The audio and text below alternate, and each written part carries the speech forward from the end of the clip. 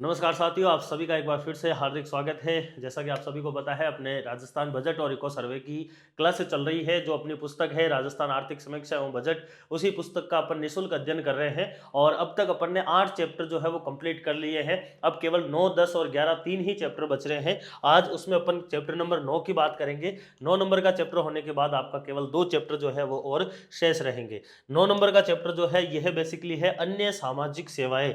यानी कि इससे पहले वाला जो चैप्टर था 8 नंबर का चैप्टर, उसमें अपन ने शिक्षा और स्वास्थ्य से जुड़ी हुई जो भी योजनाएं थी उनके ऊपर चर्चा करी थी। इस चैप्टर में अपन अन्य सामाजिक सेवाओं की बात करेंगे, जिसमें सरकार के द्वारा चलाए जाने वाले विकासात्मक कार्यक्रम या फिर जो आपके पेंशन स्कीम है, ठीक है ना, और अन्य कोई भी अगर ऐसी योजना जो कि शिक्षा और स्वास्थ्य के इतर है, तो वो सारी की सारी आपके चैप्टर नंबर 9 के अंदर कवर हो जाती है। तो अभी अपन शुरू करेंगे। आपकी किताब का अध्याय 9 अन्य सामाजिक सेवाओं के नाम से इस चैप्टर को लिखा जाता है। और उसमें अपन सबसे पहले जिसके ऊपर बात करेंगे वो आपका पॉइंट है जलापूर्ति, यानी कि जल के बारे में जुड़ी हुई जो भी योजनाएं हैं वो सारी की सारी अपने इसमें आने वाली है। सबसे पहले योजना आती है जल जीवन मिशन। आप सभी को पता है कि केंद्र सरकार का जल शक्ति जो मंत्रालय है, उस जल शक्ति मंत्रालय के द्वारा बेसिकली एक योजना चलाई गई थी 15 अगस्त 2019 के दिन, और उस योजना का नाम था जल जीवन मिशन। जल जीवन मिशन का मुख्य उद्देश्य यही था कि लोगों के घरों तक जो है वह पीने का जो पानी है उसके नल जो है वह उपलब्ध करवाया जाए। तो 2024 तक प्रत्येक ग्रामीण परिवार जो है वहां पर घरेलू नल कनेक्शन जो है उसके माध्यम से पीने योग्य जो जल है या फिर पीने योग्य जो पानी है, उस पीने योग्य पानी की आपूर्ति प्रदान करना इसमें मुख्य लक्ष्य जो है वह रखा जाता है। इसमें सेंटर और स्टेट जो है इन दोनों का हिस्सा 50-50 है। आपको अधिकांश जगह पर जो है वह 60-40 का रेशो मिलता है सेंटर और स्टेट का, जबकि जल जीवन मिशन के अंदर 50-50 का है। इसको आप थोड़ा सा ध्यान रख लेना है। इसमें लगभग 11,159 जल प्रदाय योजनाएं हैं और 139 वृहद पेयजल परियोजनाएं हैं। ये इतनी इंपॉर्टेंट नहीं है, जो अपने रेड बॉक्स में है वो ज्यादा इंपॉर्टेंट है। राजस्व की योजना जो है ये केंद्र सरकार की है। इसको राज्य के अंदर संचालन किस प्रकार से किया जाता है, तो इसमें 3 स्तर होते हैं। सबसे लोकल लेवल पर होता है आपके ग्रामीण स्तर, उसके ऊपर होता है डिस्ट्रिक्ट लेवल पर, उससे ऊपर होता है राज्य स्तर के ऊपर। और राज्य स्तर के ऊपर जो है यह बेसिकली जल और स्वच्छता मिशन के अंतर्गत जो है वह कार्यरत किया जाता है। यानी कि जल जीवन मिशन जो है यह एक राज्य के अंदर जो है वह 3 स्तर पर क्रियान्वित किया जाता है। स्टेट लेवल पर सबसे ऊपर, फिर डिस्ट्रिक्ट, फिर आपके ग्रामीण स्तर आ जाता है। जैसा कि आप सभी को पता है कि भारतीय संविधान के अंदर 73वां संविधान संशोधन किया गया था, और जो किससे संबंधित है, आपके पंचायती राज से संबंधित है। और उसमें जो है वह पेयजल जो है उसको 11वीं अनुसूची के अंदर रखा गया है। यानी कि पेयजल जो है यह बेसिकली पंचायती राज का हिस्सा माना जाता है। और उसी के अंदर जेजेएम यानी कि जल जीवन मिशन जो है उसके तहत ग्राम पंचायत स्तर और स्थानीय निकाय जो है उनकी भूमिका भी रहती है। तो चूंकि यहाँ से आपको प्रश्न जो है वह जल जीवन मिशन का अगर पूछा जाए, तो जल शक्ति मंत्रालय ने इसको शुरू किया है, 15 अगस्त 2019 के दिन शुरू किया है। दूसरी चीज, केंद्र और राज्य का इसमें 50-50% का हिस्सा है। 3 स्तर के ऊपर यह आपकी योजना चलती है। ठीक है, ये आपके जल जीवन मिशन आ जाता है। अगला जो है वह कार्यक्रम आता है पीएम पोषण योजना। मोस्ट इंपोर्टेंट योजना है। आप सभी को अगर पता है तो पहले एक योजना चलती थी जिसका नाम था मिड डे मील योजना। उसी मिड डे मील योजना का जो है वह नाम बदलकर वर्तमान समय में क्या कर दिया गया है, पीएम पोषण योजना कर दिया गया है। जैसा कि आप सभी को पता है मिड डे मील जो थी इसमें बेसिकली बच्चों को दोपहर के अंदर जो है वह खाने के लिए भोजन वगैरह ऐसी सुविधाएं दी जाती थी, जिसका मुख्य उद्देश्य क्या था भाई, बच्चों को जो है वह अगर खाने की चीजें मिलेगी तो उसकी वजह से पहला फायदा तो यह है कि बच्चों को पोषण के अंदर स्तर जो है या फिर बच्चों का जो पोषण स्तर है उसमें क्या होगा, सुधार होगा। सबसे पहला तो ये हो गया। दूसरा, बच्चों को खाने के लिए ग्रामीण क्षेत्र के अंदर अगर बच्चों को खाने के लिए अगर जैसे कि खिचड़ी है, आपके चावल है, इस प्रकार की चीजें अगर मिलेगी तो बच्चे स्कूल जाना पसंद करेंगे, जिसकी वजह से स्कूल के अंदर एडमिशन होगा और नामांकन जो है वो बढ़ेगा। तो दूसरा उद्देश्य जो है वह मिड डे मील या पीएम पोषण का है, नामांकन को बढ़ाना। उसके बाद में आता है बच्चों को नियमित विद्यालय आना। यानी कि बेसिकली बच्चे जो है वो रेगुलर स्कूल जो है वह कब जाएंगे, जब उनको रोजाना कुछ ना कुछ मोटिवेशन मिले। और बच्चों के अंदर खाने से बढ़कर मोटिवेशन कुछ होता नहीं है। तो बच्चों को ये रहेगा कि भाई हमें रोज डेली कुछ ना कुछ खाने को मिल रहा है, तो नियमित वो स्कूल भी जाएंगे। तो मिड डे मील, जिसको वर्तमान में पीएम पोषण कहते हैं, उसके 3 मुख्य उद्देश्य है। एक तो नामांकन को बढ़ाना, दूसरा आ जाता है आपके बच्चों को नियमित स्कूल के अंदर बुलाना, और तीसरा आता है बच्चों में पोषण के स्तर के अंदर सुधार करना। ये 3 इसके मुख्य उद्देश्य आते हैं जो एग्जाम में पूछे जाते हैं। इसके अंदर कौन कौन शामिल है? तो जो पहले मिड डे मील में शामिल थे वो सारे के सारे पीएम पोषण के अंदर शामिल है। जैसे कि सरकारी जो स्कूलें हैं उनके अंदर चाहे संस्कृत विद्यालय हो वो, या फिर आपके जो सामान्य गवर्नमेंट स्कूल है वो दोनों इसमें शामिल है। मदरसे जो है वो इसमें शामिल है, प्रशिक्षण केंद्र जो है वो इसमें शामिल है। और कौन सी कक्षा से कौन सी कक्षा तक है? तो कक्षा 1 से लेकर 8 तक, यानी कि प्री प्राइमरी से लेकर कक्षा 8 तक जो है वह बच्चे इसमें शामिल होते हैं, कक्षाएं इसमें शामिल होती है। तो ये आप इसमें ध्यान रख सकते हैं। दूसरा इसमें इंपॉर्टेंट जो प्रावधान आता है वो आता है कि इसमें कितना कितना खाना मिलता है। तो बेसिकली कक्षा 1 से 5 और कक्षा 6 से 8 दो इसके अंदर वर्ग बनाए जाते हैं। कक्षा 1 से 5 के जो बच्चे हैं उनको तो दिया जाता है बेसिकली 100 ग्राम प्रतिदिन के हिसाब से भोजन। कितना दिया जाता है? 100 ग्राम प्रतिदिन के हिसाब से भोजन दिया जाता है। और कक्षा 6 से 8 वाले जो है इनको 150 ग्राम प्रतिदिन दिया जाता है। तो कक्षा 1 से 5 100 ग्राम प्रतिदिन आता है, जिसमें गेहूं और चावल, ये भी प्रश्न एग्जाम में पूछा हुआ है कि मिड डे मील या फिर पीएम पोषण के अंदर कौन सा खाद्यान्न दिया जाता है? तो गेहूं और चावल दिए जाते हैं। कक्षा 1 से 5 में 100 ग्राम है, 6 से 8 के अंदर 150 ग्राम है। और इनमें कैलोरी की अगर अपन बात करें तो जो आपके 1 से 5 है उनको कैलोरी लगभग 450 की बात है, और जो 6 से 8 है उनमें 700 कैलोरी की बात है। और प्रोटीन भी इसमें लिखा हुआ है, वैसे इतना डीप में प्रश्न पूछा नहीं जाता है। कक्षा 1 से 5 के लिए 12 ग्राम प्रोटीन है, और कक्षा 6 से 8 के लिए 20 ग्राम प्रोटीन का जो है वह इसमें प्रावधान रखा गया है। आप सभी को पता होना चाहिए 1995 के अंदर मिड डे मील योजना को शुरू किया जाता है। तब इसका जो है वह विस्तार केवल कक्षा 1 से लेकर 5 तक ही रखा जाता है। बाद में जो है वह 2007 के अंदर इसमें कक्षा 1 से 8 तक, यानी कि 5वीं के अंदर कक्षा 6, 7 और 8 का ऐड जो है वह कब किया गया था? तो वो 2007 में किया गया था। ये आपके पीएम पोषण या फिर जिसको अपन मिड डे मील योजना कहते हैं वो आपके इसके अंतर्गत शामिल होती है। अगली योजना आती है, मोस्ट इंपॉर्टेंट योजना है मुख्यमंत्री बाल गोपाल योजना। मुख्यमंत्री बाल गोपाल योजना, जिसको वर्तमान के अंदर नाम बदलकर पन्नाधाय बाल गोपाल योजना इसको कर दिया गया है। पन्नाधाय बाल गोपाल योजना, ठीक है ना। पहले इसका नाम क्या था? मुख्यमंत्री बाल गोपाल योजना था। ये अपनी पुस्तक के अंदर अपडेट नहीं मिलेगा, क्योंकि अभी अपन इसको पढ़ रहे हैं तो अभी इसमें अपडेट हो गया है, तो मैं आपको बता ही देता हूं। तो पन्नाधाय बाल गोपाल योजना के नाम से ये वर्तमान समय के अंदर जानी जाती है, जिसको पहले मुख्यमंत्री बाल गोपाल योजना कहा जाता था। क्योंकि ये योजना शुरुआत के अंदर वसुंधरा जी के द्वारा शुरू की गई, तब इसको अन्नपूर्णा दूध योजना कहा गया था। फिर गहलोत जी ने इसका नाम बदलकर मुख्यमंत्री बाल गोपाल योजना कर दिया, और वापिस जब बीजेपी की गवर्नमेंट आई तब इन्होंने वापस इसका नाम बदलकर पन्नाधाय बाल गोपाल योजना कर दिया है। ये बाल गोपाल योजना जो है यह बेसिकली किससे संबंधित है? तो यह आपके दूध से संबंधित है।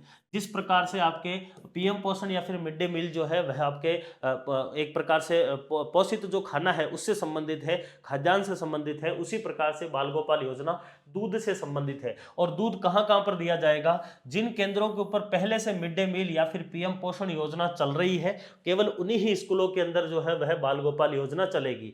और इसमें भी किस प्रकार से टारगेट रखा गया है कि कक्षा 1 से 5 तक जो बच्चे हैं उनके लिए बेसिकली 15 ग्राम, और कक्षा 6 से 8 तक जो बच्चे हैं उनके लिए 20 ग्राम जो मिल्क पाउडर है उसको पानी मिलाकर और गर्म करके 15 का बना दिया जाएगा 150 ml, और 200 ग्राम का बना दिया जाएगा 20 ग्राम का बना दिया जाएगा 200 ml।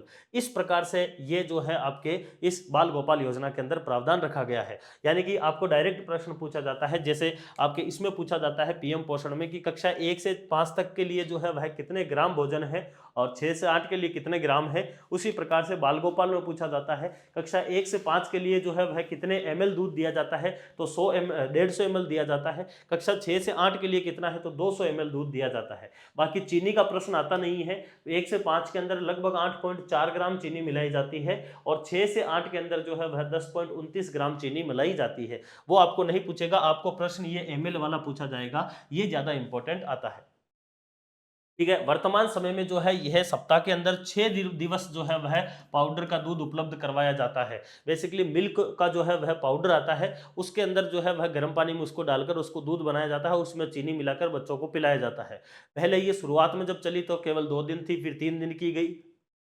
वर्तमान में जो है ये पूरे के पूरे आपके 6 दिन में संचालित हो रही है। यानी कि सप्ताह के 7 में से 6 दिन जो है वह संडे को छोड़कर बच्चे को मंडे टू सैटरडे दूध पिलाया जा रहा है बाल गोपाल योजना के अंदर। अब इसके अंदर जो ये मिल्क पाउडर है, ये मिल्क पाउडर कौन देने वाला है? तो मिल्क पाउडर पहुंचाने का काम जो है वह किसका है? वो है आरसीडीएफ का। आरसीडीएफ कौन है? Rajasthan cooperative dairy federation. यानी कि राजस्थान के अंदर कोऑपरेटिव सेक्टर की जो है वह सबसे बड़ी जो कंपनी है वह आपके आती है राजस्थान कोऑपरेटिव डेयरी फेडरेशन, जो कि राजस्थान के अंदर सरस के नाम से, ध्यान देना है, राजस्थान के अंदर सरस के नाम से जो है वह दूध का वितरण करती है या फिर बेचती है। उस संस्था के द्वारा जो है वह इसमें दूध उपलब्ध करवाया जाएगा। और प्रत्येक 1 किलोग्राम जो पाउडर है, उस 1 किलोग्राम पाउडर के कितने रुपए लेंगे? 421 रुपए जो है वह प्रति 1 किलोग्राम पाउडर के लिए लिए जाने वाले हैं आरसीडीएफ के द्वारा।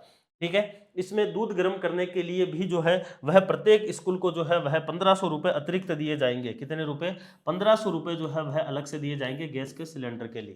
भाई पानी को गर्म करेंगे, उसमें मिल्क पाउडर गर्म करेंगे, तो उसके लिए 1500 रुपए अलग से दिए जाएंगे। तो ये आपके मुख्यमंत्री बाल गोपाल योजना है, मिड डे मील केंद्रों पर चल रही है। कक्षा 1 से 5 के लिए 150 ml, कक्षा 6 से 8 के लिए 200 ml दूध आ जाता है।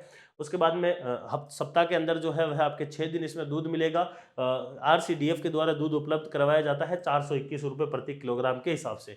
दूध को गर्म करने के लिए प्रति विद्यालय 1500 रुपये का जो है वह इसमें प्रावधान किया गया है। अगला आता है आपके समेकित बाल विकास सेवाएं। बेसिकली बच्चों के लिए जो है वह इंटीग्रेटेड चाइल्ड डेवलपमेंट जो आपकी स्कीम है आईसीडीएस, ये आपके शुभारंभ या फिर इसको जो शुरुआत है वह किया जाता है 2 अक्टूबर 1975 के दिन। कहां से किया जाता है? 1975 में बांसवाड़ा जिले के अंदर एक पंचायत समिति है जिसका नाम है घड़ी पंचायत समिति, वहां से इसकी शुरुआत की जाती है। इसका मुख्य उद्देश्य क्या है? तो समेकित बाल विकास, यानी कि बच्चों का इंटीग्रेटेड रूप से जो है वह डेवलपमेंट कैसे हो, इसके लिए इस योजना की जो है वह शुरुआत की जाती है। इसमें लगभग 365 जो है वह बाल विकास की परियोजनाएं चलाई जा रही है। और 365 में लगभग अगर अपन बात करें 247 ग्रामीण क्षेत्र में है, 76 जो है वो शहरी क्षेत्र में है और 42 जो है वह जनजाति क्षेत्र में है। ऑल ओवर 365 बाल विकास योजनाएं चल रही है आईसीडीएस के तहत। इसकी खुद की शुरुआत 2 अक्टूबर 1975 बांसवाड़ा के गढ़ी नामक स्थान से होती है।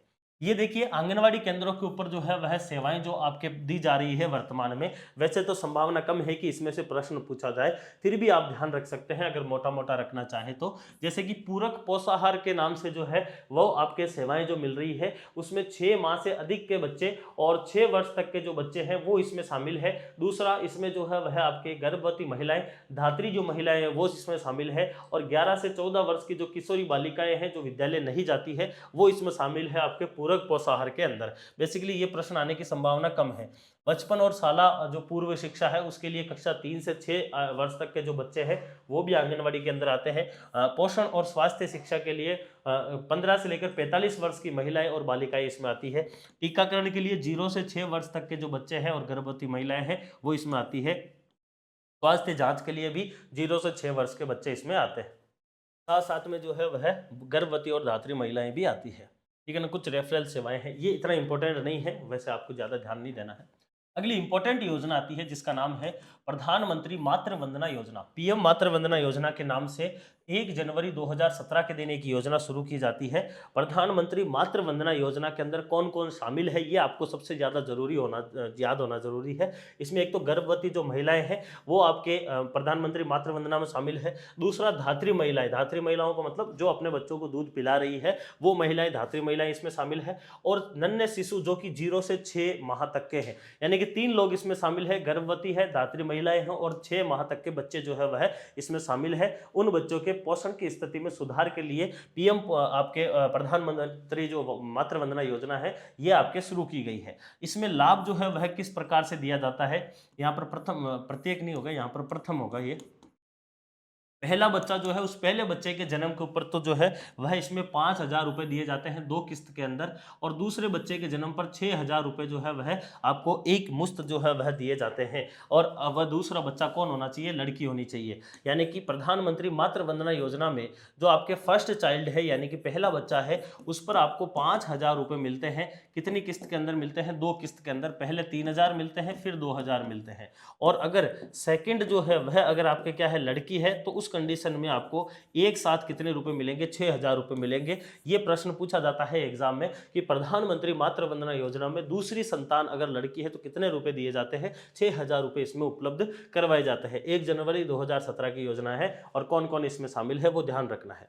अगली योजना आती है आपके किशोरी बालिका योजना। किशोरी बालिका योजना जो है यह बेसिकली 1 अप्रैल 2022 के दिन शुरू की गई योजना है, और इसमें लगभग 5 आकांक्षी जिलों को शामिल किया गया है, जिसमें 12 है, करौली है, जैसलमेर है, धौलपुर है और सिरोही है। इन 5 जिलों को शामिल करके और 1 अप्रैल 2022 को किशोरी बालिका योजना शुरू की गई है। इस योजना का मुख्य उद्देश्य क्या है? आपको यही प्रश्न पूछा जाएगा एग्जाम में कि किशोरी बालिका का उद्देश्य क्या है? उद्देश्य है जो आपके 14 से लेकर 18 वर्ष तक की जो लड़कियां हैं, उन लड़कियों को बेसिकली शिक्षित करना, उनको सशक्त करना और आत्मनिर्भर करना और जागरूक करने के उद्देश्य से। तो किशोरी बालिका के अंदर जो है वह शामिल कौन है? तो 14 से 18 वर्ष तक की जो लड़कियां हैं, केवल यही लड़कियां जो है वह शामिल है आपके किशोरी बालिका के अंदर। 1 अप्रैल 2022 की योजना आपके आती है। अगला आता है बाल अधिकारिता जो विभाग है, 2013 के अंदर यह स्थापित किया गया था, जो कि स्पेशली बच्चों के लिए जो है वह क्या करता है? उनके अधिकारों की रक्षा करता है। इसके द्वारा चलाई जाने वाली कुछ योजनाएं हैं, जिसमें सबसे पहली योजना आती है मिशन वात्सल्य योजना। और वात्सल्य योजना जो है यह बेसिकली बच्चों के लिए जो विभिन्न संस्थागत या फिर गैर संस्थागत जो आपके देखभाल कार्यक्रम हैं वो इसमें संचालित किए जाते हैं, और इसमें केंद्र और राज्य का जो योगदान है वह आपके 60-40 का है मिशन वात्सल्य के अंदर। और यह किससे संबंधित है? बच्चों से संबंधित योजना आपके आती है। अगला विभाग आता है आपके खाद्य एवं उपभोक्ता मामलात विभाग, यानी कि खाद्य से संबंधित और उपभोक्ताओं से जुड़ा हुआ जो विभाग है, उसके द्वारा सबसे पहला काम किया जाता है सार्वजनिक वितरण प्रणाली, यानी कि पीडीएस। पीडीएस जिसको अपन बोलते हैं पब्लिक डिस्ट्रीब्यूशन सिस्टम। क्या बोलते हैं? पब्लिक डिस्ट्रीब्यूशन सिस्टम बोला जाता है, पीडीएस। अगर आपने देखा हो तो आपके गांव के अंदर जो है वह उचित मूल्य की दुकान होती है, और उस दुकान के माध्यम से जो है वह चावल है, गेहूं है, या फिर विभिन्न प्रकार का जो राशन है वो जो नागरिक है उनको उपलब्ध करवाया जाता है।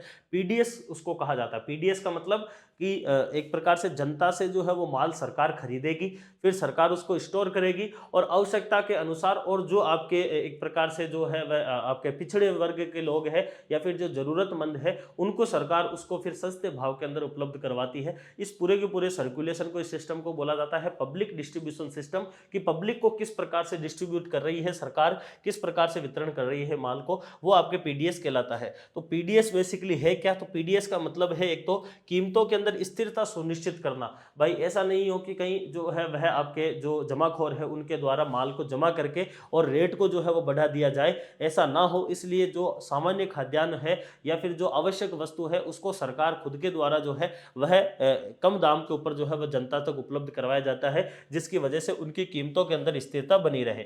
दूसरा, आवश्यक वस्तु की राशनिंग करना, चूंकि गेहूं या फिर आपके जैसे कि चावल है, गेहूं है, या फिर खाद्यान्न का तेल वगैरह है, उन चीज़ों के लिए जो है वह सरकार चाहती है कि उनके अंदर क्या रहे, उनकी जो एक प्रकार से वितरण है वो सुनिश्चित हो, और लोगों तक जो है वह आवश्यक वस्तु पहुंचे, उसकी जो है वह जमाखोरी ना हो, इसके लिए ये काम किया जाता है। उसके बाद में तीसरा पॉइंट आता है बुनियादी जो वस्तुएं हैं उनको सस्ती दरों पर उपलब्ध करवाना, यानी कि ऐसी वस्तुएं जिनकी आवश्यकता सबसे ज़्यादा है जनता को, नागरिकों को, उनको सरकार के द्वारा सस्ती दरों पर उपलब्ध करवाना। अगेन वही हो गया कि स्टोर करना जो आपके एक प्रकार से इंपॉर्टेंट वस्तु है उनको। उचित मूल्य दुकान जो है उनके नेटवर्क के माध्यम से गेहूं हुआ, चावल हुआ, चीनी हुआ जैसी आवश्यक वस्तुएं जो है उनको वितरण करना, यही बेसिकली पीडीएस या फिर पब्लिक डिस्ट्रीब्यूशन सिस्टम कहलाता है।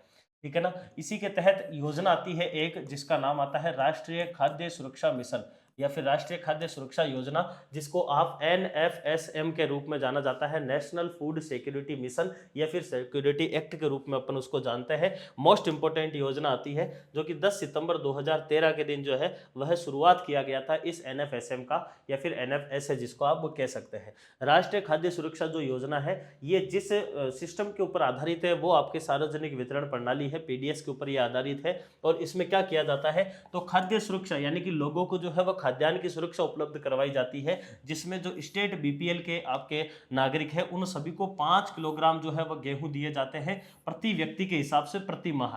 यानी कि हर महीने के अंदर हर व्यक्ति को 5 किलोग्राम गेहूं मिलते हैं और उसकी रेट जो है वह क्या होती है, 1 रुपये प्रति किलोग्राम के हिसाब से होगी। यानी कि उसको 5 किलोग्राम मिलेंगे तो 5 रुपए के अंदर उसको 5 किलो गेहूं मिल जाएंगे। केंद्र सरकार 2 रुपए में देती है, लेकिन राज्य सरकार खुद के स्तर पर जो है वह 1 मार्च 2019 से 1 रुपए के अंदर गेहूं उपलब्ध करवा रही है। तो स्टेट बीपीएल वालों को तो 1 रुपए प्रति किलोग्राम के हिसाब से गेहूं मिलते हैं, 5 किलोग्राम प्रति व्यक्ति प्रति महीने। जबकि जो आपके अंत्योदय कार्ड है, उन अंत्योदय कार्ड जो राशन कार्ड के मतलब कि राशन कार्ड के जैसे ही होते हैं अंत्योदय कार्ड, उनके अंदर जो है वह प्रति परिवार को जो है वो प्रति महीने 35 किलोग्राम गेहूं मिलते हैं। और ये आपके दो इसके अंदर प्रावधान विशेष रूप से रखे जाते हैं। 35 किलोग्राम है, वही 5 किलोग्राम के हिसाब से अगर जोड़े तो 7 पंजो 35, यानी कि 7 जो है वो व्यक्ति माने गए हैं एक परिवार के अंदर। इसका उद्देश्य क्या है, खाद्य की सुरक्षा उपलब्ध करवाना, यानी कि देश की जो 67th आबादी है, यानी कि 67% जो आबादी है उनको भोजन उपलब्ध करवाना, इसका मुख्य उद्देश्य जो है वह रखा गया है। और इस 67% के अंदर से जो है अगर 67 को अगर 100% माने तो उनमें अगर अपन बात करें तो ग्रामीण के अंदर जो है वह 100 में से 75% और शहरी के अंदर 100 में से 50% जो लोग हैं वह NFSM के तहत कवर किए जा रहे हैं, ये इसके अंतर्गत बताया गया है। ठीक है ना। इसके अलावा सरकार ने राजस्थान सरकार ने जो है वह एक प्रावधान किया था कि राशन जो डीलर है उसकी अगर किसी कारणवश कोरोना के अंदर अगर डेथ हो जाती है या फिर कोरोना की वजह से अगर उसकी मृत्यु हो जाती है तो उस समय कहा गया था कि जो आपके राशन डीलर होगा उसको 50 लाख रुपए जो है वह उसके परिवार को दिए जाएंगे अगर कोरोना से उसकी मृत्यु हो जाती है तो। इसी प्रकार से 12 जिला जो है उस 12 जिले के अंदर जो है वह एक जनजाति निवास करती है जिसका नाम है सहरिया। और उदयपुर के अंदर 2 जनजातियां आती है, कथोड़ी और खेरवा। इनको जो है वह प्रति महीने प्रति सदस्य जो है वह अतिरिक्त रूप से कुछ चीजें दी जाएगी। ये कोरोना काल में ही घोषणा की गई थी, जिसमें उनको 250 ml तो घी दिया जाएगा, 500 ml खाद्य तेल दिया जाएगा और 500 ग्राम जो है वह दाल दी जाएगी। ये 3 चीजें अतिरिक्त रूप से जो है वह इन 3 जनजातियों के लिए प्रावधान रखा गया था। उसके बाद में आता है आपके लाभ। लाभ की अगर अपन बात करें, आप इस NFSM के अंदर लाभ कैसे ले सकते हैं, तो इसका लाभ लेने के लिए जो आपके आधार कार्ड है या फिर आपके पास जो जन आधार कार्ड है उसके माध्यम से इसका लाभ लिया जाता है। तो NFSM मोस्ट इंपोर्टेंट योजना है, भारत सरकार की योजना है, 10 सितंबर 2013 के दिन यह शुरू की गई थी। अगली आती है आपके one nation one ration card योजना। ये भी इंपॉर्टेंट योजना है।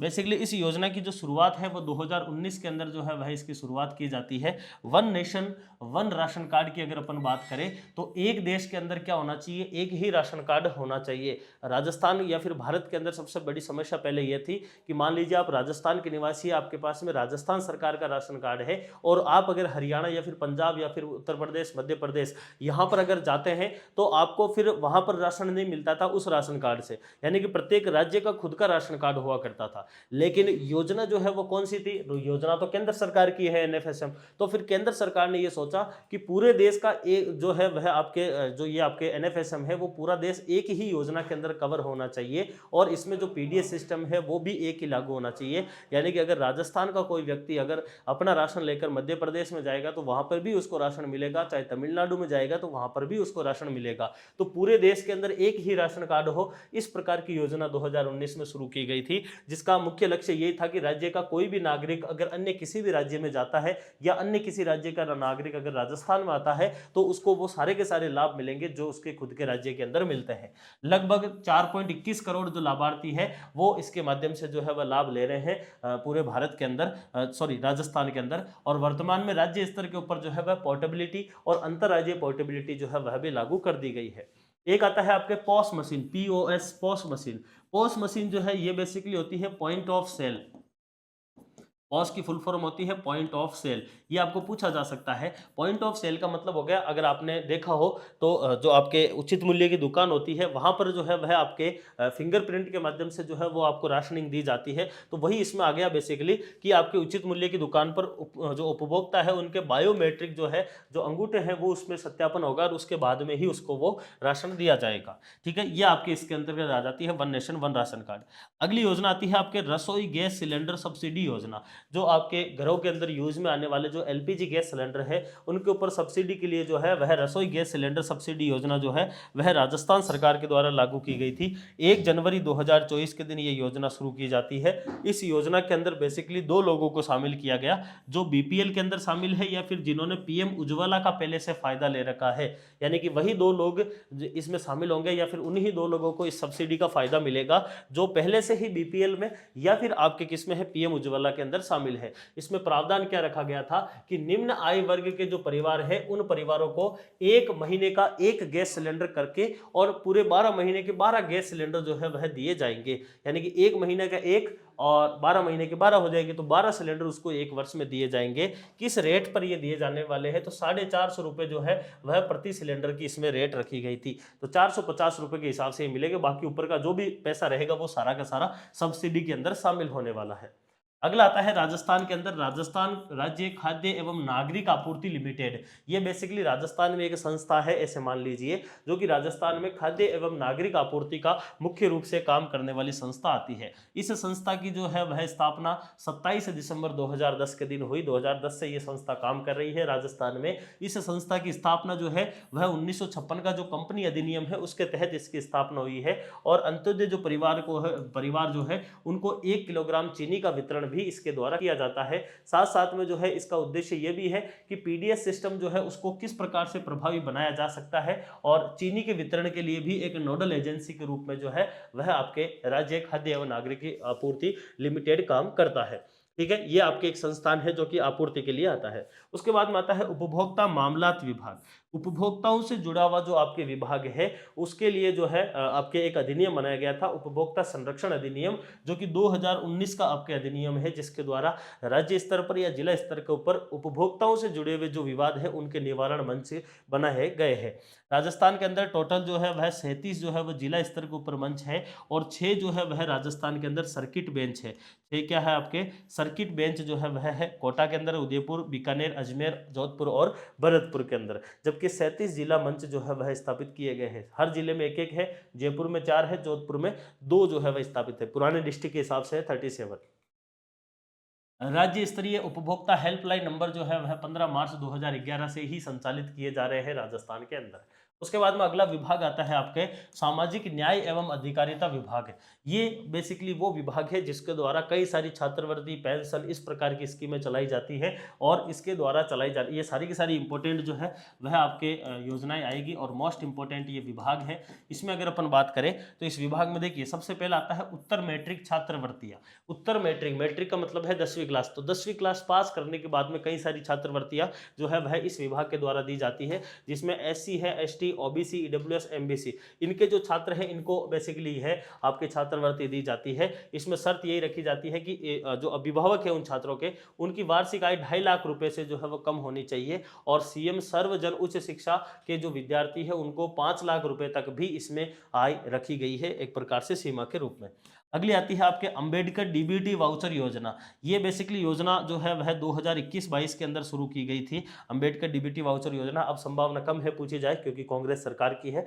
इसमें SC, ST, OBC, MBC, EWS यानी कि जनरल को छोड़कर बाकी सभी स्टूडेंट जो है वह इसमें शामिल किए गए थे और उनके लिए ये प्रावधान रखा गया कि अगर वो बच्चे स्नातक या फिर स्नातकोत्तर अगर कर रहे हैं कहीं किसी भी महाविद्यालय से, तो ऐसी कंडीशन में वो बच्चे अगर अपने घर से दूर रह रहे हैं तो उनके रहने की सुविधा जो है वह अंबेडकर डीबीटी वाउचर योजना के तहत की जाएगी, जिसमें लाभ जो है वह बेसिकली 2,000 रुपये प्रति माह के हिसाब से दिए जाएंगे और अधिकतम 10 महीने के लिए यह पैसे दिए जाने वाले हैं। तो 10 महीने के बेसिकली हो गए 20,000 रुपये जो है वह एक साल में बच्चे को फायदा मिलेगा। ये अंबेडकर डीबीटी वाउचर योजना है, ज़्यादा इंपॉर्टेंट नहीं रही है इसलिए इतना ध्यान नहीं देना है।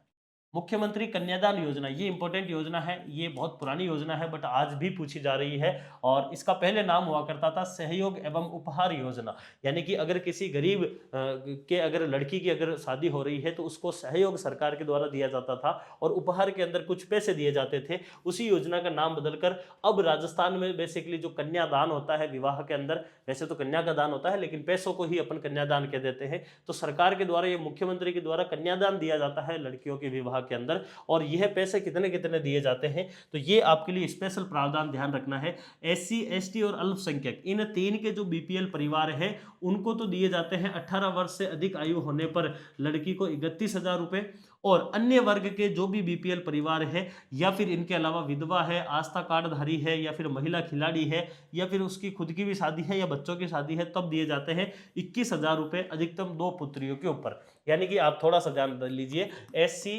एसटी और आपके अल्पसंख्यक, इनके अगर आपके बीपीएल है, दिया जाएगा केवल किसको, बीपीएल को ही दिया जाएगा। अगर एससी एसटी और अल्पसंख्यक के अगर बीपीएल है तो ऐसी कंडीशन में इनको दिए जाते हैं 31,000 रुपए। कितने दिए जाते हैं, 31,000 रुपए, ठीक है। और जबकि आपके अन्य के जो भी बीपीएल है, अन्य वर्ग कौन कौन से बच गए, ओबीसी है, एमबीसी है, ईडब्ल्यूएस है, इनके अगर बीपीएल है तो उनको दिए जाएंगे 21,000 रुपए। कितने दिए जाएंगे, 21,000 रुपए। इसके अलावा अगर 10th क्लास पास है तब दिए जाएंगे आपके 10,000 रुपए, ठीक है। अगर आपके 12th सॉरी ग्रेजुएशन अगर कर रखा है, अंडर ग्रेजुएट है, तो ऐसी कंडीशन में दिए जाएंगे 20,000 रुपए, ठीक है। ये अतिरिक्त है, ये दोनों को ही मिलेंगे। बाकी एससी एसटी अल्पसंख्यक वाले जो बीपीएल है उनको 31 है, और अन्य वाले जो है उनको 21,000 रुपए दिए जाते हैं। ये आपके मुख्यमंत्री कन्यादान योजना, या फिर जिसको पहले सहयोग एवं उपहार योजना कहा जाता था, वो आपके आ जाती है। अगली आती है पालनहार योजना, मोस्ट इंपॉर्टेंट योजना है पालनहार योजना, जिसकी शुरुआत 2005 के अंदर होती है। पालनहार योजना बेसिकली, पालनहार ऐसे व्यक्ति को कहते हैं जो व्यक्ति ऐसे बच्चे का क्या करता है, अभिभावक बनता है। कौन से बच्चे का, जिस बच्चे के माता पिता की या तो मृत्यु हो गई है, या फिर उनको आजीवन कारावास हो रखा है, या फिर उनको कुष्ठ रोग या फिर एड्स जैसी बीमारी हो रखी है, ठीक है ना। ऐसे बच्चों के जो माता पिता है उनका एक प्रकार से भविष्य निर्धारित नहीं है, और उन बच्चों के जो है वह भविष्य के अंदर किसी भी प्रकार की समस्या सकती है, तो उन बच्चों को जो पालने वाला, उनको जो है वह पालन पोषण करने वाला व्यक्ति है, उस व्यक्ति को बेसिकली उन बच्चों का पालनहार कहा जाता है। और उसी के लिए ये योजना शुरू की गई है जिसका नाम है पालनहार योजना। वो पालनहार योजना में ऐसे बच्चे शामिल हैं जिनके माता पिता की या तो दोनों की मृत्यु हो गई, दोनों में से किसी एक की मृत्यु हो गई, या उनको आजीवन कारावास हो गया, या कुष्ठ रोग हो गया, या फिर एचआईवी हो गया, या फिर वो दिव्यांग है दोनों, या फिर परित्यक्ता है उनकी माता, या तलाकशुदा है। ऐसे महिला के बच्चे, या फिर ऐसे बच्चे जो आपके किसी भी जाति को हो, ध्यान रखना है इसमें किसी भी प्रकार की कोई जाति का भेदभाव नहीं किया गया है, सभी जाति के जो बच्चे हैं वो आपके पालनहार के अंदर शामिल होते हैं। और इसमें बेसिकली जो प्रावधान किया गया है वो 2 आयु वर्ग इसमें रखा जाता है। एक आयु वर्ग जो है वह आता है 0 से 6 वर्ष का, दूसरा आता है 6 से 18 वर्ष का। तो 0 से 6 वर्ष का जो बच्चा है वो स्कूल में सामान्यतः नहीं जाएगा। अगर 0 से 6 वर्ष का बच्चा है और अगर वह आंगनवाड़ी जाता है और या फिर आंगनवाड़ी नहीं जाता है, 2 कंडीशन होगी। अगर वह बच्चा आंगनवाड़ी जाता है तो ऐसी कंडीशन में उस बच्चे को 1500 रुपए मिलेंगे। कितने रुपए मिलेंगे, 1500 रुपए मिलेंगे। अगर वह आंगनवाड़ी नहीं जाता है और अनाथ है, 0 से 6 वर्ष का है, तब उसको 750 रुपए मिलेंगे। और अगर बच्चा 6 से 18 वर्ष का है और अगर वह स्कूल जाता है तो ऐसी कंडीशन में उसको कितने रुपए मिलेंगे, उसको 2500 रुपए मिलेंगे। कितने मिलेंगे, 2500 रुपए उसको मिलेंगे स्कूल जाने पर। और अगर वह स्कूल नहीं जा रहा है तो ऐसी कंडीशन में उसको 1500 रुपए मिलेंगे अगर वह इस एज ग्रुप के अंदर आता है। तो पालनहार के अंदर बेसिकली या तो आपको डेफिनेशन पूछी जाती है या फिर आपको ये राशि पूछी जाती है। तो राशि आपको केवल ये याद रखनी है, अगर 0 से 6 वर्ष का है और अगर आपके आंगनवाड़ी जा रहा है, कहां पर जा रहा है, आंगनवाड़ी अगर जा रहा है तब तो हो जाएंगे 1500 रुपए, और अगर नहीं जा रहा है तब हो जाएंगे 750 रुपए। इसी प्रकार से बच्चा अगर 6 से 18 वर्ष का है और ऐसी कंडीशन में वह अगर स्कूल जा रहा है तब तो उसको मिलेंगे आपके 2500 रुपए, और अगर स्कूल नहीं जा रहा है तब उसको मिलेंगे 1500 रुपए। ये आपको केवल इतनी सी राशि ध्यान रखनी है जो आपके इस पालनहार के अंतर्गत जो है वह बताया गया है। अगली योजना आती है मुख्यमंत्री हुनर विकास योजना। हुनर बेसिकली एक प्रकार की स्किल को अपन कहते हैं। तो सरकार ये चाहती है, मुख्यमंत्री ये चाहते हैं कि जो राजस्थान के युवा है उनके अंदर क्या किया जाए, हुनर का विकास किया जाए, स्किल का डेवलपमेंट किया जाए। लेकिन कौन से युवाओं में किया जाए, ऐसे युवा जो कि या तो पालनहार के अंतर्गत लाभार्थी हैं या फिर ऐसे युवा जो कि बाल गृह के अंदर, बाल सुधार गृह के अंदर बंदी के रूप में जो है वह अपनी सजा काट रहे हैं। उन बच्चों के अंदर उच्च शिक्षा या फिर व्यावसायिक शिक्षा या फिर तकनीकी शिक्षा जो है उसके लिए उनमें क्या किया जाए, हुनर विकास किया जाए। इस उद्देश्य से यह योजना चलाई जा रही है। अगली आती है आपके सामाजिक सुरक्षा पेंशन योजनाएं। बेसिकली राजस्थान के अंदर या फिर कह सकते हैं भारत में एक और राजस्थान में दो प्रकार की जो है वह पेंशन योजनाएं चल रही है। एक पेंशन योजना वो है राजस्थान में जो कि केंद्र सरकार के द्वारा चलाई जा रही है, जबकि दूसरी जो पेंशन योजना वो है जो कि राज्य सरकार खुद चला रही है खुद के स्तर पर। जब अपन केंद्र सरकार की बात करते हैं, ये आपको संभावना कम है कि पूछी जाए। आपको राजस्थान वाली जो है वो विशेष रूप से याद रखनी है पेंशन स्कीम, वो आपको पूछी जाएगी। देखिए, केंद्र सरकार के द्वारा 3 योजनाएं चलाई जा रही है। पहली है इंदिरा गांधी राष्ट्रीय वृद्धजन सम्मान पेंशन या फिर वृद्धावस्था पेंशन योजना। दूसरी आती है इंदिरा गांधी राष्ट्रीय विधवा पेंशन योजना और तीसरी आती है इंदिरा गांधी राष्ट्रीय निःशक्त जन पेंशन योजना। यानी एक तो है आपके वृद्धजन के लिए, दूसरा है विधवा के लिए और तीसरी है आपके जो विकलांग जन है या निःशक्त जन है उनके लिए। तो तीनों के प्रावधान देख लीजिए।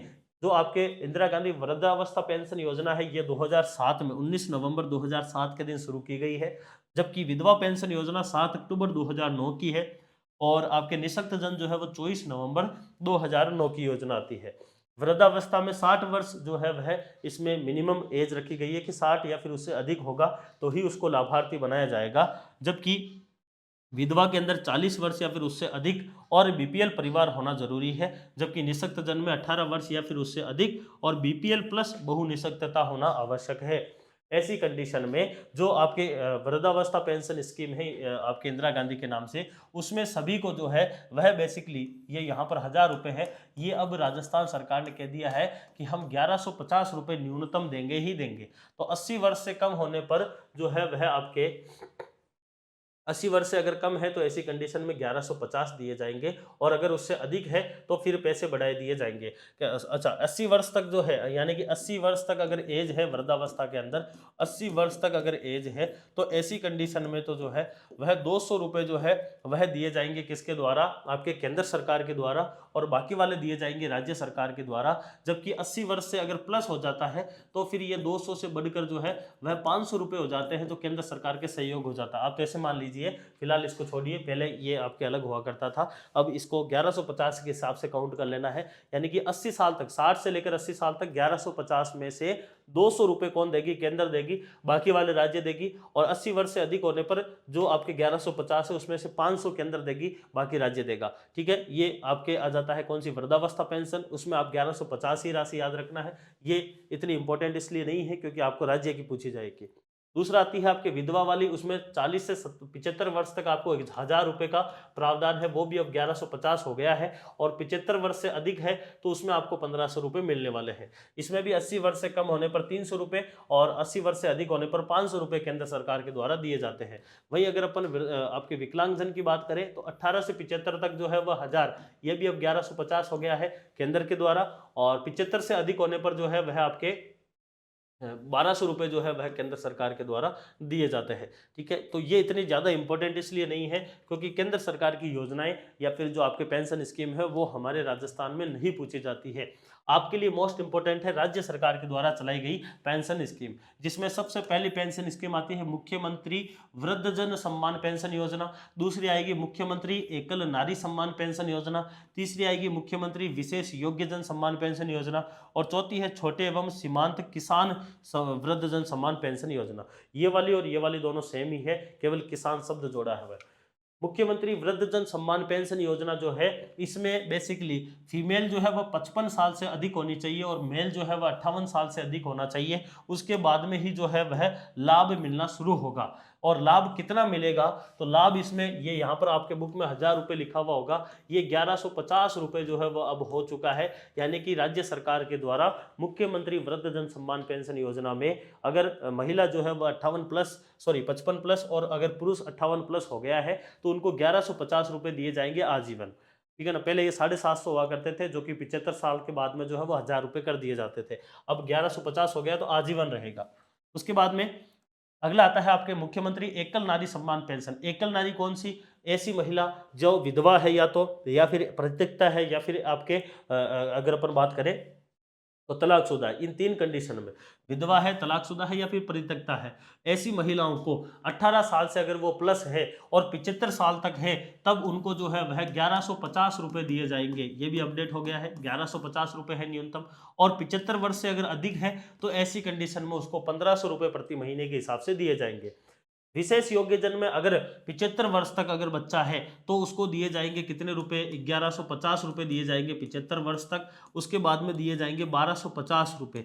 और अगर वह कुष्ठ रोग या फिर सिलिकोसिस से पीड़ित है तो फिर 1500 रुपए उसको प्रति महीने दिए जाएंगे।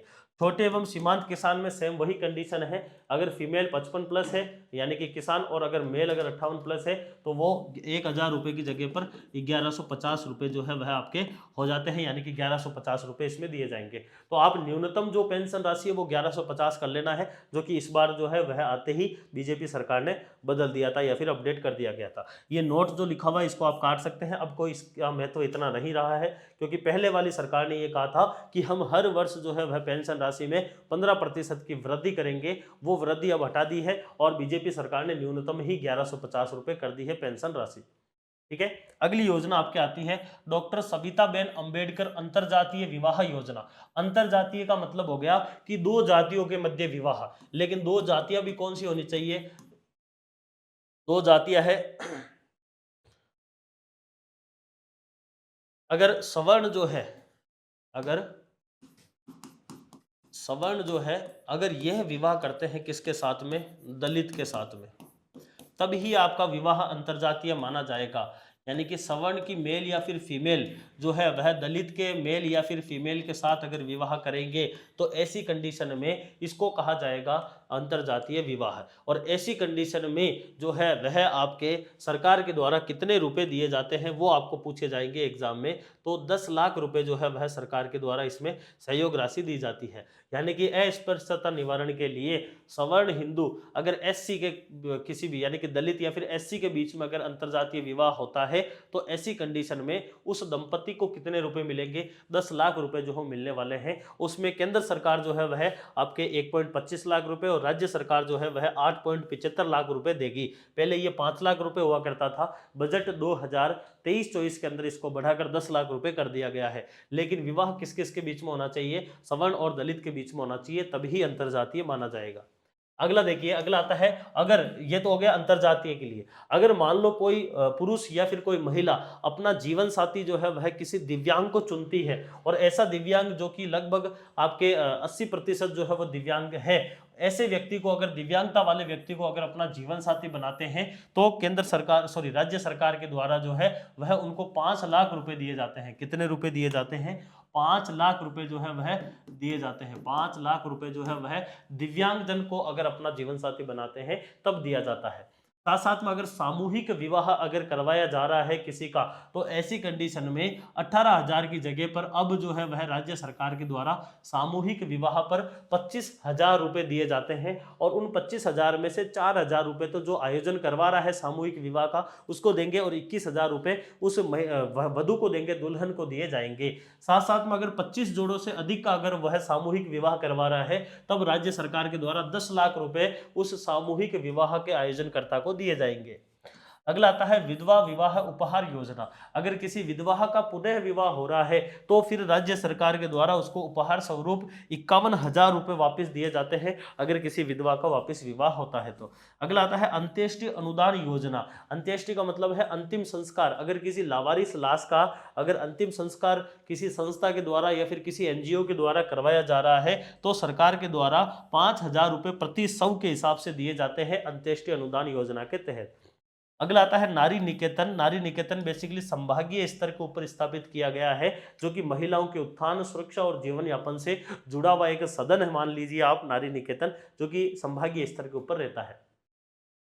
अगला आता है आपके अनुसूचित जाति और अनुसूचित जो जनजाति है उनके अत्याचारों के निवारण के लिए जो है यह योजना आपके लाई जाती है, या फिर अत्याचार निवारण अधिनियम लाया जाता है, जो कि 1999 में लाया गया। 2015 में इसको संशोधित किया जाता है। इसका मुख्य उद्देश्य वही है कि भाई जो आपके अनुसूचित जाति और अनुसूचित जनजाति है उनके साथ में लोगों के द्वारा जो दुर्व्यवहार किया जाता है, जो छुआछूत है या फिर अपमान किया जाता है, या फिर उनकी जो कृषि भूमि है उससे उनका बेदखल कर दिया जाता है, तो पहले बहुत ज़्यादा था, तो इस वजह से यह आपके SC/ST एक्ट लाया गया था। और इसके तहत जो है वह 6 माह से लेकर उम्र कैद तक की इसमें भी सजा रखी गई थी। और SC/ST जो है वह 36 विशेष न्यायालय राजस्थान में वर्तमान में कार्यरत है। ये इसमें एक जानकारी दी गई है, इसलिए आप ध्यान रख सकते हैं।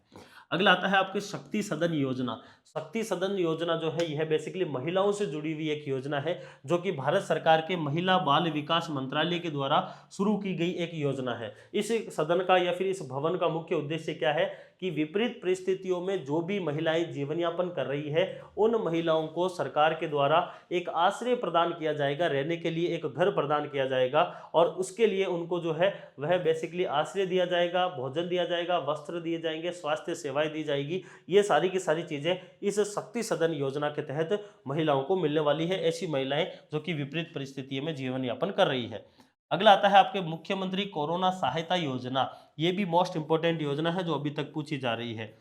कोरोना काल के अंदर जो है वह राजस्थान सरकार ने 25 जून 2021 के दिन एक योजना शुरू की थी कि ऐसे बच्चे या फिर ऐसी महिलाएं, ऐसे बच्चे जिन्होंने अपने पिता को खो दिया है, या फिर ऐसी महिलाएं जिन्होंने अपने पति को खो दिया है, उनके लिए मुख्यमंत्री कोरोना सहायता योजना 25 जून 2021 के दिन राजस्थान में लागू की जाती है। इसमें दो प्रावधान है।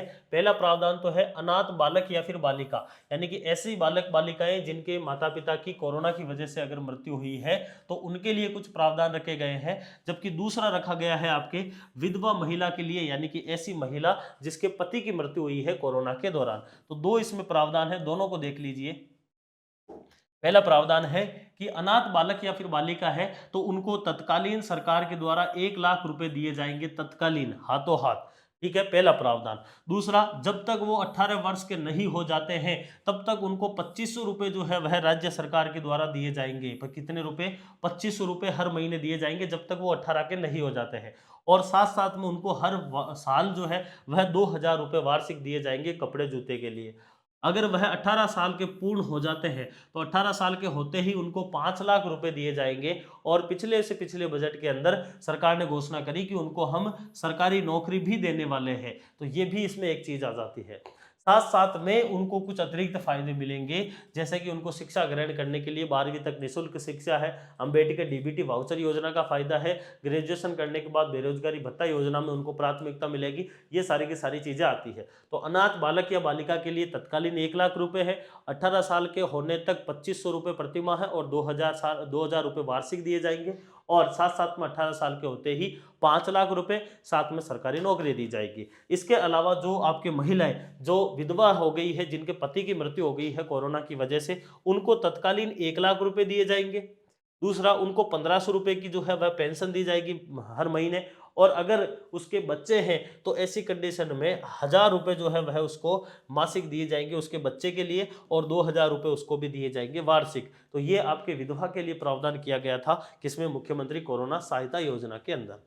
अगली योजना आपके आती है मुख्यमंत्री अनुप्रति कोचिंग योजना। आप सभी को पता है राजस्थान सरकार के अंदर जो है वह 5 जून 2021 के दिन एक योजना शुरू की गई, जिसमें निःशुल्क में बच्चों को जो है वह प्रतियोगी परीक्षाओं की तैयारी करवाई जाएगी। और उसके लिए बेसिकली बच्चों के लिए आपके मुख्यमंत्री अनुप्रति कोचिंग योजना शुरू की गई थी। इसमें कौन कौन लोग शामिल थे? तो इसमें जनरल को छोड़कर बाकी सब थे, यानी SC ST OBC MBC EWS अल्पसंख्यक विकलांगजन, सारे के सारे लोग शामिल थे जिनकी पारिवारिक वार्षिक आय 8 लाख रुपए से कम होनी चाहिए, या फिर जिनके माता पिता अगर सरकारी नौकरी में भी है तो उनका वेतन जो है वह लेवल 11 यानी कि 4200 ग्रेड पे से कम होना चाहिए। ऐसे सारे के सारे बच्चे जो है वह इसमें शामिल थे। उनको UPSC से लेकर RS, कांस्टेबल, शिक्षक भर्ती, पटवार, ग्राम से मतलब कि लगभग सारी की सारी भर्तियां जो है वो इसमें शामिल की गई थी। इवन मेडिकल फील्ड वाली, इंजीनियरिंग वाली भी जो कोचिंग है वो भी अनुप्रति कोचिंग योजना में शामिल की गई थी। अगला आता है आपके गाडिया लोहार भवन निर्माण अनुदान सहायता योजना, यानी कि जो गाडिया लोहार होते हैं उन लोहारों के लिए भवन के निर्माण के लिए सरकार के द्वारा अनुदान दिया जाएगा। वैसे तो प्रधानमंत्री जो है वह आवास योजना चल ही रही है, लेकिन फिर भी इस योजना के तहत अलग से जो है वह गाडिया लोहारों के लिए स्थायी रूप से बसाने के लिए जो है वह यह योजना शुरू की गई थी। इस योजना के तहत उनको ग्रामीण क्षेत्र के अंदर 150 वर्ग गज का, और आपके शहरी क्षेत्र के अंदर जो है वह 50 वर्ग गज, और ग्रामीण क्षेत्र में 150 वर्ग गज की भूमि जो है वह आवंटित की गई। साथ साथ में उनके भवन के निर्माण के लिए भी महाराणा प्रताप भवन निर्माण योजना चल रही थी पूर्व में उनके लिए। उसके तहत उनके स्वयं का जो है वह भूखंड अगर है तो ऐसी कंडीशन में उनको 1,20,000 दिए जाएंगे, जो कि वर्तमान में PM आवास के तहत भी 1,20,000 दिए जाते हैं। 12,000 अलग से से जो है वो शौचालय के लिए दिया जाता है। तो ये आपकी योजना आती है गाडिया लोहार भवन निर्माण अनुदान सहायता योजना। अगली एक और योजना आती है गाडिया लोहार कच्चा माल क्रय अनुदान योजना। जो आपके गाडिया लोहार है वो खुद के स्तर के ऊपर आत्मनिर्भर हो और वह अपना खुद का कच्चा माल खुद खरीद ले। इसके लिए सरकार के द्वारा उनके कच्चे माल क्रय अनुदान योजना शुरू की गई, जिसके तहत उनको स्वावलंबी बनाने का उद्देश्य था और सरकार ने उनको जीवन के अंदर एक बार जो है वह इस योजना के तहत 10,000 रुपये देने का जो है वह प्रावधान रखा गया था। अगली योजना आती है आपके नवजीवन योजना। इंपॉर्टेंट योजना है, आपके एसआई एग्जाम 2021 में पूछा गया था। नवजीवन योजना बेसिकली किससे संबंधित है? तो नवजीवन का मतलब है नया जीवन। तो ऐसे परिवार जो कि किसमें सम्मिलित हो रखे हैं, अवैध रूप से शराब के निर्माण के अंदर सम्मिलित है, संलिप्त है, उन लोगों को उससे बाहर निकालकर और उनको जो आपके मुख्य धारा है समाज की उसमें उनको शामिल करने के लिए जो है वह नवजीवन योजना शामिल की गई, शुरू की गई थी। अवैध शराब के अंदर व्यवसाय में लिप्त जो समुदाय है उनके लिए वैकल्पिक अवसर प्रदान करने के लिए नवजीवन योजना आती है। इसके अंदर उनको कौशल विकास है, ऋण अनुदान है, निजी शिक्षण संस्थान में प्रवेश है, उच्च शिक्षा है, इस प्रकार की उनके लिए व्यवस्था की गई थी। अगला आता है विशेष योग्य जन। जो आपके विकलांग जन है उनके लिए 2011 के अंदर अलग से विशेष योग्य जन विभाग बनाया गया था और उसके द्वारा विभाग के द्वारा चलाई गई कुछ योजनाएं हैं, जिसमें सबसे पहली योजना आती है विशेष योग्य जन छात्रवृत्ति योजना। यानी कि ऐसे बच्चे जो कि विकलांग है उनके लिए छात्रवृत्ति का प्रावधान राजस्थान सरकार ने किया है। उसके लिए पात्रता क्या है कि वह राजकीय विद्यालय में या फिर राज्य के किसी में या फिर केंद्र सरकार से मान्यता प्राप्त किसी शिक्षण संस्थान के अंदर अगर अध्ययनरत है, चाहे वह सरकारी हो चाहे प्राइवेट हो, अगर मान्यता प्राप्त है और उस बच्चे की अगर पारिवारिक आय जो है वह 2 लाख रुपए से क्या हो, कम हो, तो ऐसी कंडीशन में सरकार के द्वारा कक्षा 1 से 4 तक उसको जो है वो 500 रुपये प्रति माह और कक्षा 5 से 8 तक उसको 600 रुपये प्रति माह देने का प्रावधान रखा गया था विशेष योग्यजन छात्रवृत्ति योजना के अंदर। अगला आता है आपके विशेष योग्यजन स्वरोजगार योजना। यानी कि विशेष योग्यजन जो है वह अपना रोजगार किस प्रकार से संचालित करे, इसके लिए राज्य सरकार के द्वारा 5 लाख रुपए का ऋण जो है वह उनको स्वरोजगार के लिए देने का प्रावधान रखा, लेकिन उनकी भी वार्षिक आय 2 लाख रुपए से कम होनी चाहिए। ऐसी कंडीशन में राज्य सरकार के द्वारा जो 50,000 अनुदान राशि है या फिर उसका जो 50% है जो भी कम हो वो राज्य सरकार खुद देगी। जैसे मान लीजिए अगर 5 लाख का अगर ऋण दिया है तो 50,000 मैक्सिमम हो सकता है, यानी कि 5 लाख में से 50,000 राज्य सरकार खुद वहन करेगी, 4.5 लाख रुपए ही वापिस उस व्यक्ति को चुकाने होंगे। ठीक है, ये आपके आ जाती है विशेष योग्यजन स्वरोजगार। अगली आती है सुखद दाम्पत्य योजना। दाम्पत्य बोलते हैं अपन दंपति यानी कि पति पत्नी को बोलते हैं और उनका जीवन जो है वो सुखमयी अगर गुजरे तो इसके लिए ये योजना शुरू की गई है। बेसिकली इसमें सम्मिलित कौन है? विशेष योग्य जन, जो आपके विकलांग जन, जो पुरुष और स्त्री है, उनको विवाह के बाद में कोई समस्या ना हो और उनका सुखी पारिवारिक जीवन गुजरे, इसके लिए राज्य सरकार के द्वारा 50,000 रुपए की वित्तीय सहायता दी जाती है दंपत्ति योजना के तहत या फिर सुखद दाम्पत्य योजना के तहत। इसमें जो भी उन आपके विशेष योग्यजन का विवाह करवाने वाली संस्था है उसको 20,000 रुपए जो है वह सरकार के द्वारा दिए जाते हैं और 50,000 रुपए उस जोड़े को दिए जाते हैं। और अगर 80% दिव्यांगता वाले को अगर आप अपना जीवन साथी चुनते हो तो वो मैंने पहले ही बता दिया है 5 लाख रुपए की आर्थिक सहायता राज्य सरकार के द्वारा दी जाती है। साथ साथ में संयुक्त सहायता अनुदान भी दिया जाता है, जिसमें विशेष योग्यजन को स्वरोजगार के लिए आर्थिक सहायता दी जाती है या फिर शारीरिक कमी को पूरा करने के लिए उनको कृत्रिम अंग या फिर उपकरण के लिए भी पैसे दिए जाते हैं और वह राशि लगभग 10,000 रुपए तक होती है। अगली नीति आती है आपके सिलिकोसिस नीति। मोस्ट इंपोर्टेंट नीति है।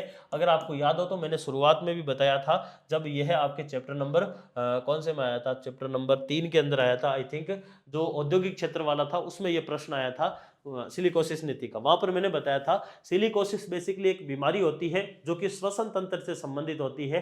पत्थरों की खदान के अंदर या फिर पत्थरों की कटाई वाली जगह पर काम करने वाले जो मजदूर होते हैं उनके निरंतर रूप से वहां पर काम करने के दौरान जो पत्थरों के कटने के बाद जो वहां से धूल या फिर मिट्टी उड़ती है वो उनके फेफड़े में जाकर जम जाती है और वह फेफड़े में जमने के कारण वह फेफड़े की जो कुपिकाएं होती है उनको वह ब्लॉक करके और खराब कर देती है और उनके फेफड़ों में संक्रमण हो जाता है, जिसकी वजह से एक बीमारी उनको होती होती है उस बीमारी को बोलते हैं सिलिकोसिस बीमारी।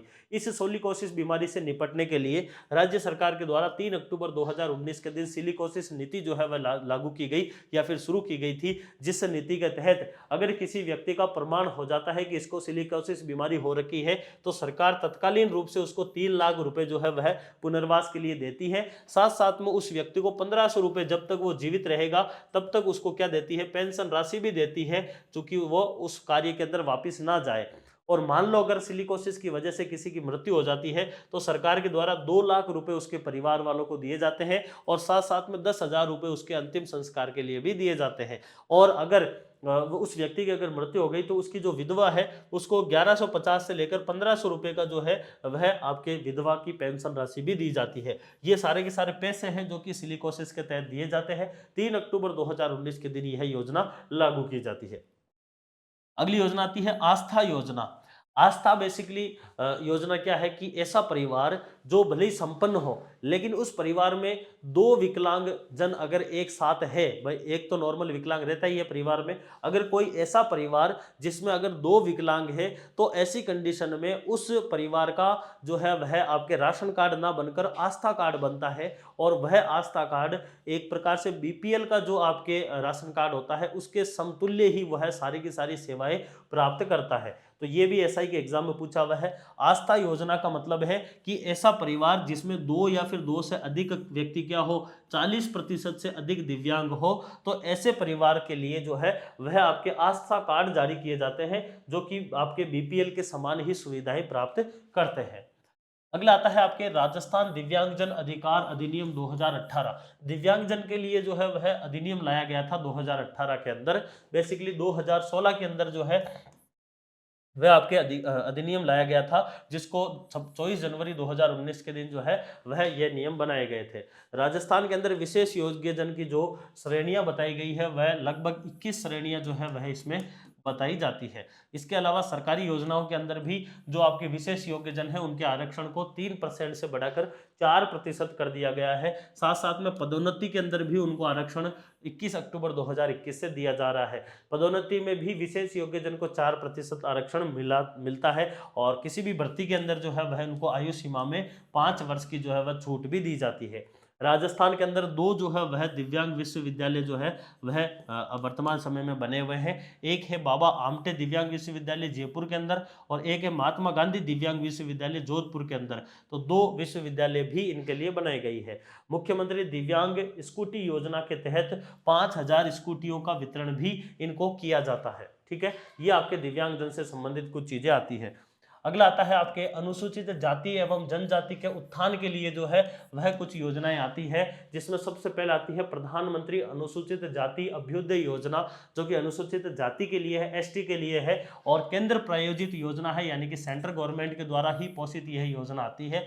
इस योजना के अंदर अगर एसटी कम्युनिटी के लोग अपनी आजीविका के लिए अगर कोई भी अगर काम कर रहे हैं और अगर वह सामूहिक रूप से अगर काम कर रहे हैं तो फिर केंद्र सरकार के द्वारा उनको 50,000 रुपये जो है वह एक प्रकार से राशि दी जाती है, जिसके अंदर वार्षिक आय का जो है वह कोई भी सीमा नहीं रखी गई है। मान लीजिए अगर 5-7 लोग जो है वह एसटी कम्युनिटी के मिलकर अगर कोई छोटा सा रोजगार शुरू कर रहे हैं तो फिर केंद्र सरकार उनको जो है वह 50,000 का सहयोग देगी प्रधानमंत्री अनुसूचित जाति अभ्युदय योजना के तहत। अगला आता है महिला सशक्तिकरण। आपको आरएस मेंस में डायरेक्ट प्रश्न पूछा जा सकता है कि महिला सशक्तिकरण के लिए जो है वह राज्य सरकार के द्वारा उठाए गए कदम कौन कौन से हैं। तब आपको ये सारे के सारे कदम बताने हैं, जिसमें सबसे पहला आता है महिला विकास कार्यक्रम, यानी कि महिलाओं के विकास के लिए जो है या फिर महिलाओं के प्रति जागरूकता उत्पन्न करने के लिए जो है वह आपके एक कार्यकर्ता नियुक्त किया जाता है राज्य सरकार के द्वारा और उसको क्या कहा जाता है, उसको बोला जाता है साथिन। बेसिकली साथिन क्या है, ये प्रश्न आपको डायरेक्ट एग्जाम में भी पूछा जा सकता है। तो राज्य सरकार ये चाहती है कि प्रत्येक ग्राम पंचायत के अंदर उस ग्राम पंचायत की जो महिलाएं हैं उनको अपने अधिकारों के बारे में और ग्राम पंचायत में होने वाले कार्य के बारे में जानकारी हो। इसके लिए राज्य सरकार जो है वह चाहती है कि उस ग्राम पंचायत के अंदर ग्राम सभा के द्वारा एक महिला का चयन किया जाए और वह महिला उस ग्राम पंचायत की महिलाओं को जागरूक करे। उस महिला को नाम दिया जाता है साथिन। तो साथ ही में एक प्रकार की महिला कार्यकर्ता होती है ग्राम पंचायत के अंदर, वह महिला विकास कार्यक्रम के तहत जो है वह आपके स्थापित किया जाता है। अगला आता है मुख्यमंत्री सामूहिक विवाह अनुदान योजना। 2021 के अंदर एक योजना लाई जाती है जो कि बेसिकली बाल विवाह, दहेज प्रथा, व्यक्तिगत विवाह पर होने वाले जो भी खर्च है उनको कम किया जाए और किसी न किसी प्रकार से सामूहिक विवाह को बढ़ावा मिले, इसके लिए राज्य सरकार के द्वारा अनुदान राशि दी जाती है और उस अनुदान राशि में 25,000 रुपए सरकार के द्वारा दिए जाते हैं, जिसमें से 21,000 रुपए तो वधू को मिलते हैं और 4,000 रुपए जो आपके आयोजक होता है उसको दिए जाते हैं। और अगर 25 जोड़ों का विवाह अगर एक साथ होता है तो ऐसी कंडीशन में 10 लाख रुपए का जो है वह आपके अनुदान भी दिया जाता है। अगला आता है अमृता हाट। अमृता हाट, हाट बेसिकली एक प्रकार से बाजार को बोला जाता है और महिलाएं एवं स्वयं सहायता समूह की जो आपके महिलाएं हैं उनके द्वारा अगर किसी प्रोडक्ट को निर्मित किया गया है तो उस प्रोडक्ट को इजी वे में बेचने के लिए जो है वह आपके अमृता हाट जो है वह स्थापित किए जाते हैं। अगला आता है महिला शक्ति उड़ान योजना। पहले ये इंदिरा महिला शक्ति के रूप में जाना जाता था, आईएम शक्ति उड़ान योजना, लेकिन वर्तमान में इसमें से आईएम यानी इंदिरा हटा दिया गया है और महिला शक्ति उड़ान योजना रख दिया गया है। यह 19 दिसंबर 2021 की योजना है। इस योजना के तहत या फिर इस योजना का उद्देश्य क्या है, तो आप सभी को पता है कि प्रजनन आयोग के अंदर जो लड़कियां हैं या फिर जो महिलाएं हैं उनके अंदर मेंस्ट्रुएशन साइकिल आता है, उस दौरान वह कपड़े का यूज ना करे और वह एक प्रकार से सैनिटरी नैपकिन का यूज करे और वह यूज के अंदर जो उनके पैसे खर्च हो रहे थे तो सरकार के द्वारा उनको सहयोग के रूप में जो है यह निःशुल्क जो है वह सैनिटरी नैपकिन दिए जाते हैं। लगभग 12 ये सैनिटरी नैपकिन हर महीने उनको दिए जाते हैं और यह मासिक धर्म जो होता है उनके समय उस समय जो है वह स्वच्छता के लिए आपके महिला शक्ति उड़ान योजना के तहत निःशुल्क सैनिटरी नैपकिन दिए जाते हैं। 19 दिसंबर 2021 की योजना आती है। अगली महिलाओं के लिए योजना आती है मुख्यमंत्री राजश्री योजना। ये भी आपके इंपॉर्टेंट योजना है, इसकी डेट बहुत बार पूछी जाती है।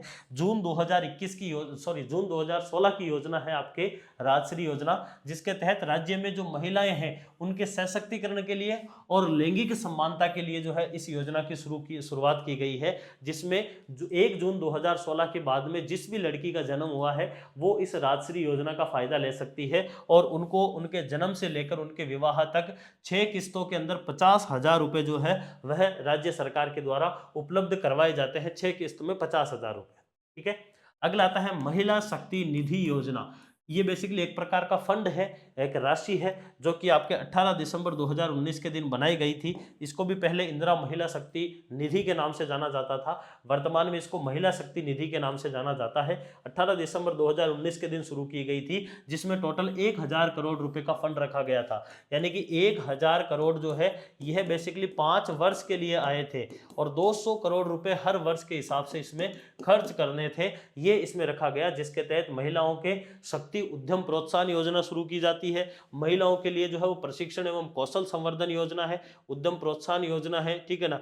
RSCAT के जो कोर्स है वो करवाए जाते हैं, RSCFA के कोर्स करवाए जाते हैं, स्पोकन इंग्लिश के कोर्स करवाए जाते हैं। ये सारे के सारे काम महिलाओं के इस फंड से जो है वह किए जाएंगे, ये इसमें प्रावधान रखा गया था। अगला आता है महिलाओं से संबंधित जो अन्य योजनाएं एवं गतिविधियां हैं, जैसे कि 181 एक प्रकार से महिला हेल्पलाइन या फिर सीएम जो है वह आपके हेल्पलाइन नंबर है 181, उसके अंदर महिलाएं अपनी जो शिकायत दर्ज करवा सकती है। वन स्टॉप सेंटर या फिर सखी केंद्र जो है वो महिलाओं के लिए स्थापित होते हैं। घरेलू हिंसा अधिनियम 2005 में लाया जाता है।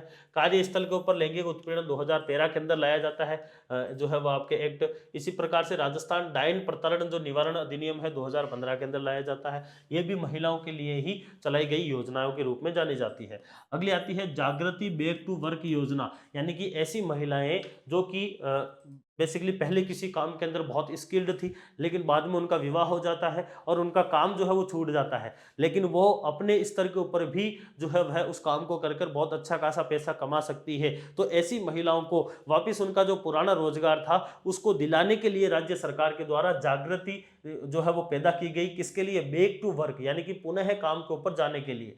तो कामकाजी एवं व्यवसायिक क्षेत्र की महिलाएं जो कि किसी पारिवारिक कारण से या फिर शादी विवाह की वजह से अपनी नौकरी को जो है वो छोड़ देती है, तो उन्हें पुनः रोजगार दिलवाने के लिए राज्य सरकार के द्वारा ये बेसिकली योजना चलाई गई है और ये योजना निजी क्षेत्र के सहयोग से चलाई गई है। इस योजना का जो शुरुआत है वह जॉब्स फॉर हर फाउंडेशन जो है उसके माध्यम से चलाया जाता है। इसमें लक्ष्य रखा गया कि 3 वर्ष में 15,000 महिलाओं को पुनः जो है वह रोजगार उपलब्ध करवाया जाएगा। अगला आता है मुख्यमंत्री वर्क फ्रॉम होम।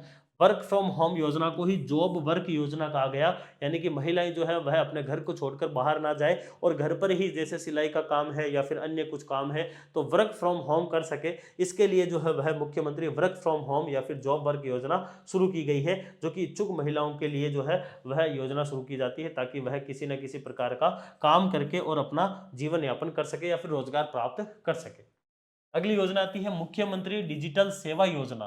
बजट 2022-23 में घोषणा की गई कि परिवार की जो महिला मुखिया है उनको 3 साल के फ्री इंटरनेट के साथ में स्मार्टफोन दिया जाएगा। वही योजना है मुख्यमंत्री डिजिटल सेवा योजना। अगला आता है राज्य महिला नीति।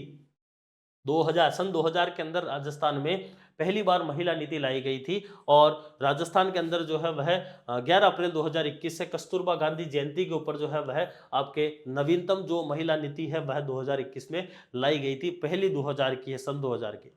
ठीक है ना। बेटी बचाओ बेटी पढ़ाओ योजना, ये केंद्र सरकार की योजना है। 22 जनवरी 2015 के दिन जो है वह इस योजना को राजस्थान के 10 जिलों में शुरू किया जाता है, और वर्तमान में राजस्थान के 33 जिलों में ये योजना चल रही है। ये भी बेसिकली महिलाओं से ही संबंधित है। अगली आती है महिला अधिकारिता के स्तर के ऊपर संचालित कुछ योजनाएं हैं। वन स्टॉप सेंटर है, वुमेन हेल्पलाइन है, बेटी बचाओ बेटी पढ़ाओ, ये सामान्य चीजें जो है वह इसमें आ जाती है। अगला आता है आईसीडीएस, वही इंटीग्रेटेड चाइल्ड डेवलपमेंट जो आपके सिस्टम है या फिर स्कीम है, उसके स्तर पर संचालित कुछ योजनाएं हैं। प्रधानमंत्री मातृ वंदना योजना है, पालन आपके पालना क्रेच क्रेच जो स्कीम है, जिसके तहत ऐसी महिलाएं, कामकाजी महिलाएं जो कि अपना काम करती है, उस दौरान उनके बच्चे की केयर टेकर के रूप में जो है वह क्रेच स्कीम चलाई गई थी। इसके अलावा आती है सामाजिक न्याय और अधिकारी के स्तर अधिकारिता के स्तर के ऊपर शक्ति सदन आती है, जिसके अंदर जो है वह स्वाधार गृह योजना है, उज्ज्वला जो है आपकी योजना आती है। सखी निवास के अंदर जो है वह वर्किंग वुमेन हॉस्टल के रूप में जो है वह आपके कार्यक्रम आता है। इसी प्रकार से लास्ट आता है आपके 20 सूत्री कार्यक्रम, जिसको बिसुका के नाम से जाना जाता है। बेसिकली ग्रामीण क्षेत्र, गरीबी उन्मूलन और शिक्षा के क्षेत्र के अंदर अच्छे काम के लिए 1975 के अंदर 1975 के अंदर जो है वह बीसू का या फिर 20 सूत्री कार्यक्रम की शुरुआत की गई थी, जिसका नवीनतम जो संशोधन है वह 2006 का आता है, जिसका उद्देश्य क्या है, गरीबी उन्मूलन, ग्रामीण क्षेत्रों के अंदर रोजगार, आवास, शिक्षा, पर्यावरण, ये इसके मुख्य रूप से उद्देश्य आते हैं। तो यहाँ पर जो है वह आपके चैप्टर नंबर 9 जो है वो समाप्त होता है। इससे पहले वाला आप 8 नंबर तक चैप्टर हमने कर लिया है। चैप्टर नंबर 10 जो है वो आपके रहने वाला है बाह्य सहायतित परियोजना, और 11 नंबर का है एसडीजी, सतत विकास लक्ष्य। तो उन दोनों चैप्टरों को अगले 2-3 दिन में आपके समाप्त करवा दिया जाएगा। अगर आप पुस्तक लेकर नहीं आए हैं तो पुस्तक जरूर लेकर आना है, क्वालिटी एजुकेशन आर्थिक समीक्षा एवं बजट की, जिसमें आपको विस्तार से जो है वो सारा का सारा मैटर दिया हुआ है, उसी का ही यहाँ पर अपन निःशुल्क अध्ययन कर रहे हैं। तो उस पुस्तक को आपको जरूर लेकर आना है। इसके अलावा योजनाओं की जो है पुस्तक वो भी आ चुकी है मार्केट में, तो उसको भी आप लेकर आ सकते हैं। वो भी बहुत शानदार पुस्तक है, आपके लिए कारगर साबित होने वाली है। तो फिलहाल इतना ही रखते हैं, अगली क्लासों में फिर से मिलेंगे। तब तक के लिए धन्यवाद, take care, all the best.